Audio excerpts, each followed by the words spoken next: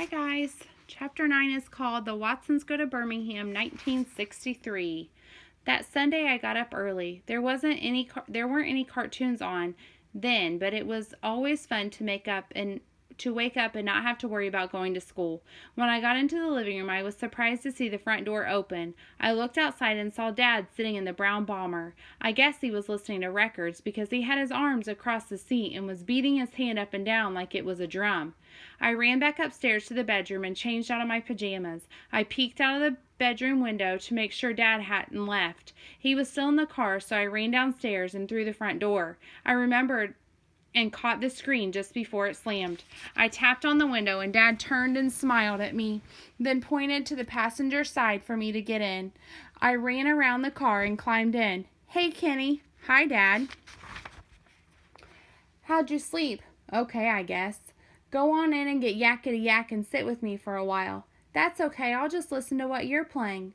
We listened to a couple of jive songs and then I said, "Dad, does Byron really have to go to Alabama? Couldn't we just drive down to about Ohio and pretend we're going to leave him to scare him?" Dad looked at me and smiled kind of slow. He reached over and turned the Ultra Glide down a little bit.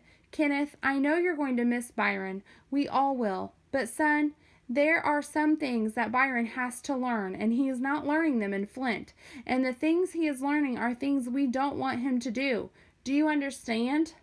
"No." Dad turned the Ultra Glide down a little bit more. He looked like he was thinking whether or not he should tell me something. He was looking straight at me, and even though it was real hard, I looked right back at him. I tried to look real intelligent, and I guess it worked, because finally Dad said, "Kenny, we've put a lot of thought into this. I know you've seen on the news what's happening in some of the parts of the South, right? We'd seen the pictures of a bunch of really mad white people with twisted up faces screaming and giving dirty finger signs to some little Negro kids who were trying to go to school. I'd seen the pictures, but I didn't really know how these white people could hate some kids so much. I've seen it. I didn't have to tell Dad I didn't understand. Well, a lot of times that's going to be the way of the world for you kids. Byron is getting old enough to have to understand that his time for playing is running out fast. He's got to realize the world doesn't have a lot of jokes waiting for him. He's got to be ready." Dad looked at me again to make sure I was understanding. I nodded. "Grandma Sands says it's quiet down there where they are. But we think it's time Byron got an idea of what kind of place the world can be, and maybe spending some time down south will help open his eyes." I nodded my head again. "Mama and I are very worried because there's so many things that can go wrong to a young person, and Byron seems bound and determined to find every one of them. Now, do you really understand why we're sending Byron to Birmingham?" "I think so, Dad." "Good, because Kenny, we've done all we can, and it seems the temptations are just too much for By here in Flint. So hopefully the slower pace in Alabama will help him by removing some of those temptations. Hopefully he can see that there comes a time to let all the silliness go. By'll be back, maybe at the end of the summer, maybe next year. It's completely on his own hands now." I loved when Dad talked to me like I was a grown-up. I didn't really understand half the junk he was saying, but it sure did feel good to be talked to like that. It's times like this when someone is talking to you like you're grown-ups that you have to be careful not to pick your nose or dig your drawers out of your butt. "Okay, Dad, thanks." He smiled again, turned the Ultra Glide back up, and ran his hand over my head. Some of the time when you think about being a grown-up, it gets to be kind of scary. I couldn't figure out how Mama and Dad knew how to take care of things. I couldn't figure out how they knew what to do with Byron. "Dad?" "I don't think I'll ever know what to do when I'm a grown-up. It seems like you and Mama know a lot of things that I could never learn. It seems real scary. I don't think I could ever be as good a parent as you guys." Dad turned the Ultra Glide back down. "Kenny, do you remember when we used to go on drives and I'd put you in my lap and let you steer the car?" I smiled. "Yeah? Does that mean I get to do it on the way to Alabama?" "Sure, but that's not what I meant. Do you remember how big and scary that car seemed to be the first time you were behind the wheel?" Dad was right. Even though I knew he was watching everything real close, it still was scary to steer the brown bomber. Well, that's what being a grown-up is like. At first, it's scary, but then before you realize, with a lot of practice, you have it under control.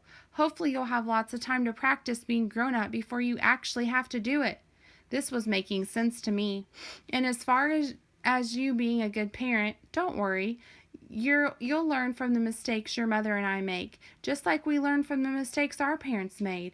I don't have a single doubt that you and Byron and Joey will be much better parents than your mother and I ever were. Dad stopped talking for a second. Besides, some of the time we don't think we've done such a good job. But you're right, Kenneth, it can be scary. And it gets a lot scarier when you see you're responsible for 3 little lives. A lot scarier. I waited to see if Dad was going to talk to me like this anymore, but he turned the music back up. We listened to his junk a little more, and then I said, Dad? Yeah? I've got one more question. He turned the Ultraglide down a little again and gave me his serious look. What do you want to know, Kenny? Is it too late to get Yakety Yak? Dad laughed and sent me in to get it. I had to promise to play it only 3 times, though. After the 3rd time, I asked, Dad, why did you buy this record player? Don't they have radio stations in Alabama? Sure they do, lots of them. But you see, once you get south of Cincinnati, the only kind of radio station you can get is hillbilly music. And you won't believe this, but if you listen to any kind of music long enough, first you get accustomed to it, and then you learn to like it.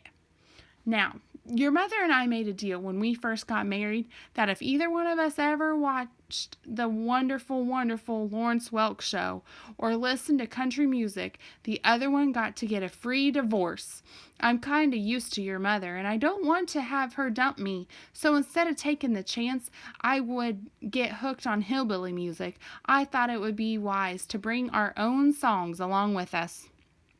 Even though this made sense to me, Mama didn't buy it, and for the next week while we were getting everything set for going to Alabama, she kept reminding Dad how much the Ultraglide cost, and how it messed up all the plans she'd written in her notebook. Me and Joey were in the living room playing when Mama and our neighbor, Mrs. Davidson, came in. Hello, Joetta. Hello, Kenneth. Hi, Mrs. Davidson. I noticed right away that she had something behind her back. She said, since I won't be seeing you for a while, I thought I'd give you something so you wouldn't forget me with, sweetheart.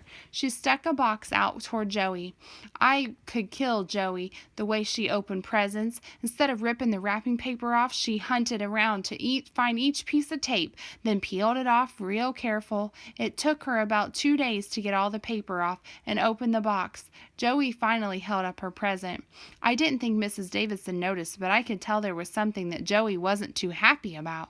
She looked at Mama real quick, and Mama looked at her. Then Joey said, Thank you very much, Mrs. Davidson.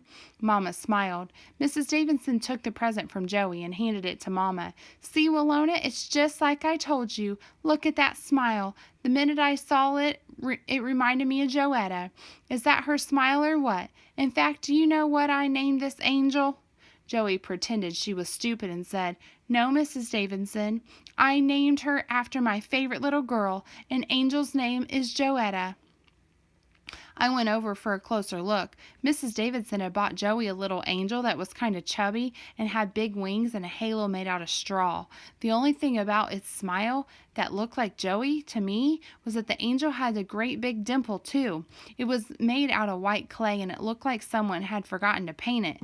The only thing that had any color on it were its cheeks and its eyes. The cheeks were red and the eyes were blue. Mrs. Davidson said, Oh, child, give me one more big hug before I go. Joey got up and hugged Mrs. Davidson, then took her angel and said, I'm going to put her in my room. Thank you, Mrs. Davidson. You're welcome, precious. Mrs. Davidson looked like she was going to cry. We all knew she'd kidnap Joey if she had the chance. She liked her that much. When Mrs. Davidson left, Mama went upstairs and into Joey's room. I eavesdropped. They were both sitting on Joey's bed. I was very proud of the way you behaved, Joetta.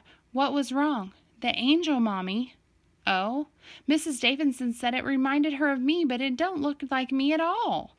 Mama looked around the room. Where'd you put it? It's in my sock drawer.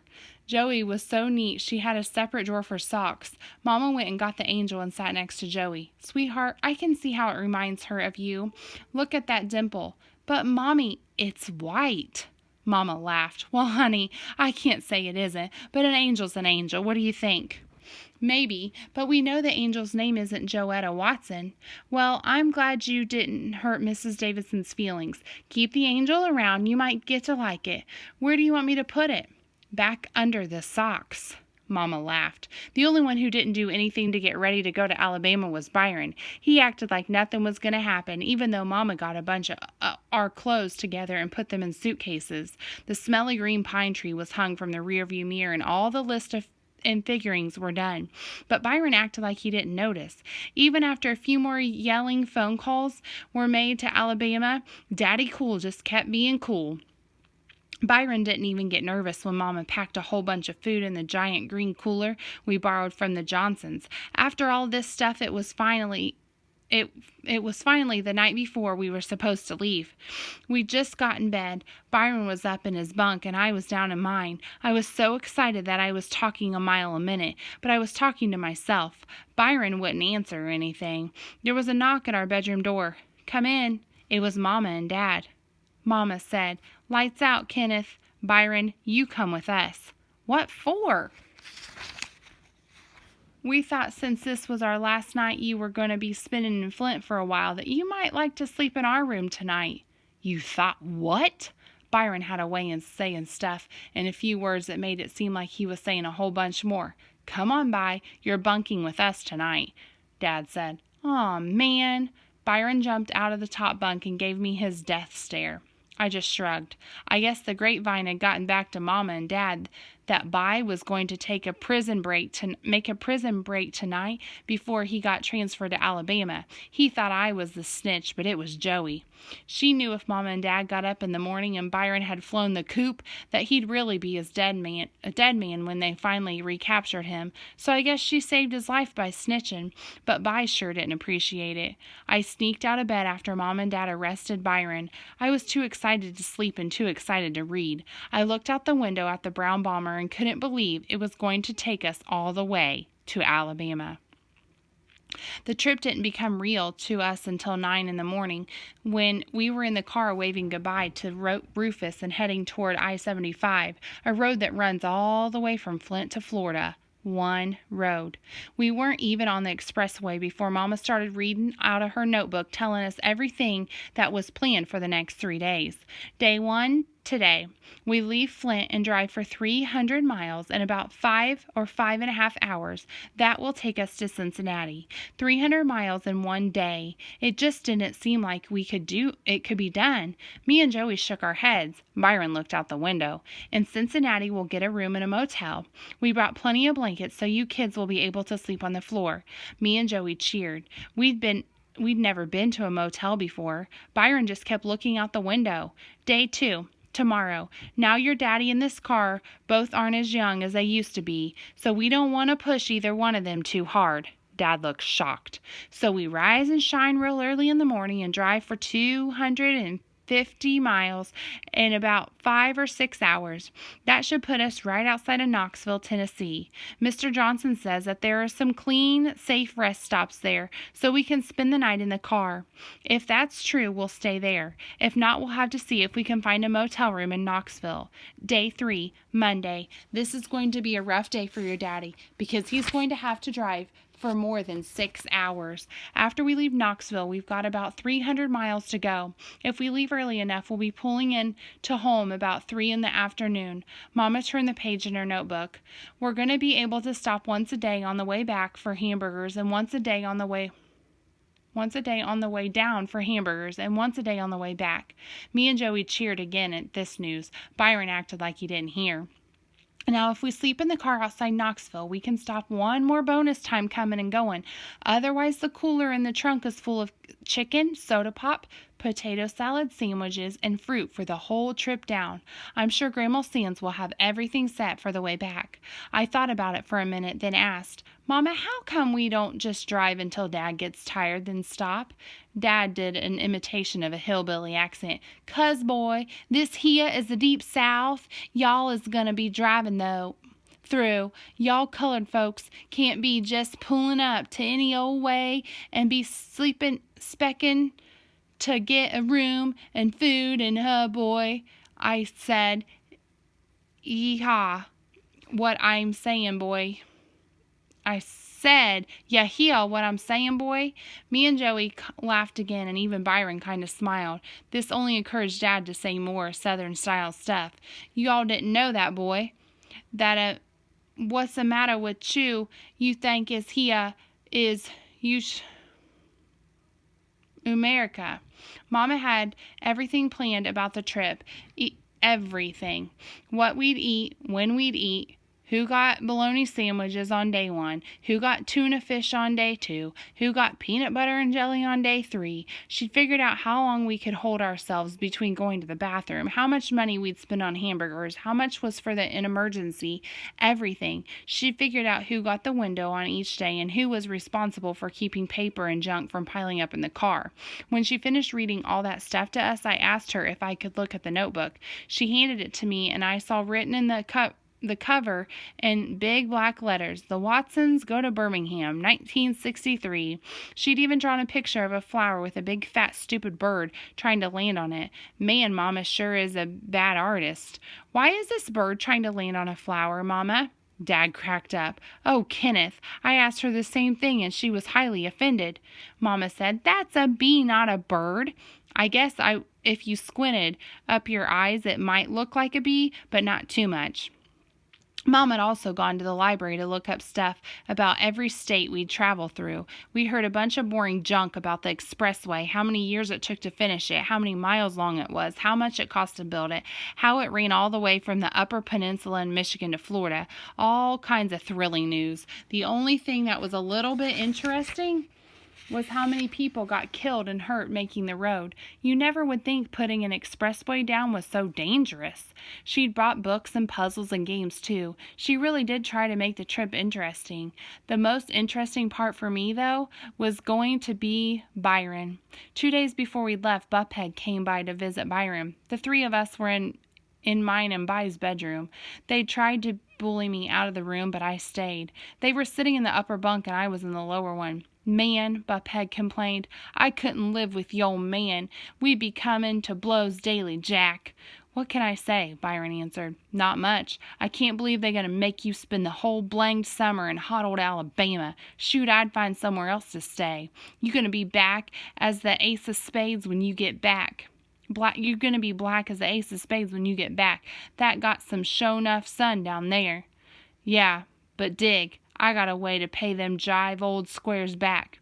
"Yeah? What you gonna do?" "I ain't even sure I'm gonna go, but if I do, I know how they is. They gonna try some of that Ozzie and Harriet TV show mess on the way down, you know, playing games and counting cows and guessing how many red cars we were gonna see in the next 2 miles and all that kind of 369, but I am ready for 'em. Yeah? Yeah. I got something that'll mess that junk up for all of 'em." "What's that, Daddy-o?" Byron remembered I was still in the lower bunk and stuck his head over the edge, then pointed at me. "You say one word about this to anyone and I'm going to jack your little lightweight behind up, you hear?" I said, "Aw, man."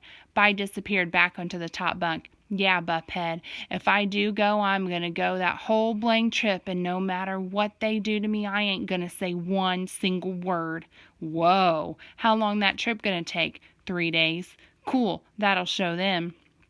They slapped palms, and By said, "Yeah, you know it will." But as soon as we got to Detroit, Byron said, "How we going to work this record player?" Dad looked in the rearview mirror and said to By, "What do you mean? We going to take turns?" "Well, Byron, I don't think we'll be playing it for quite a bit yet. We can carry CKLW all the way down into Ohio, and they play some pretty good music. But when we do play it, we going to take turns?" "Sure." "Cool, am I first?" "Sure. We'll go by seniority." Dad was in the United Auto Workers at work, so seniority was real important in our house. "Cool." I couldn't help myself. I leaned over Joey and said kind of quiet to By, "I guess you really showed them, didn't you? Boy, they were really begging you to talk, weren't they, Daddy-o?"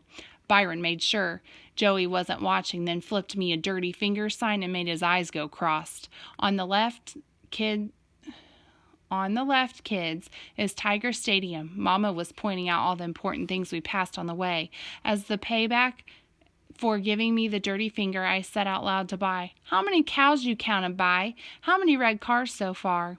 He gave me his famous death stare, then leaned over Joey and whispered, "No cars, no cows, but I counted yo mama 6 times already." I couldn't believe it. What kind of person would talk about their own mama? I said. That's your mother too, stupid.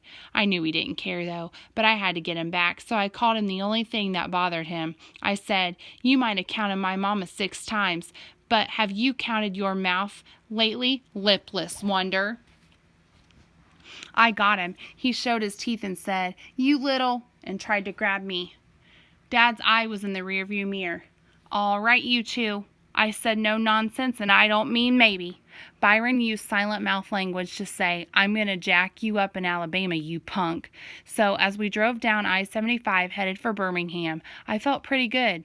Even though every time I looked at Bi, his eyes were crossed, I didn't care, because this one time I bugged him more than he bugged me.